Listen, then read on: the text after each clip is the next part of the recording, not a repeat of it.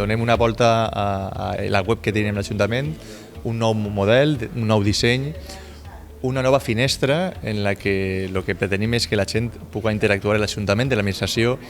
a més de lo tradicional, que és els serveis municipals físics, en les dependències municipals, en un format que ja el teníem, però l'hem volgut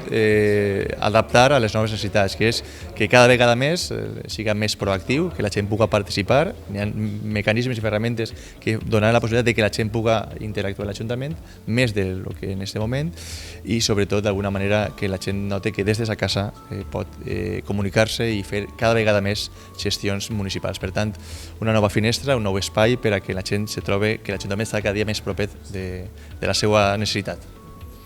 Presentem la nova web des del Museu del Palmito i la nova web hem presentat com a novetat i notícia que Aldaia per fi va a Fitur, un espai on volem que el Palmito d'Aldaia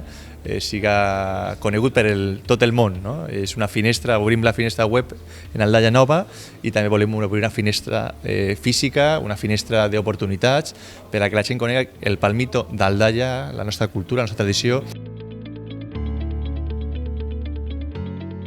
Lo que presentamos es una ventana en cuanto a información de todo tipo para los vecinos, farmacias de guardia, programación del TAMA, todo lo que necesitan saber los ciudadanos, y luego es una herramienta muy importante de gestión también, oficina virtual para hacer trámites online.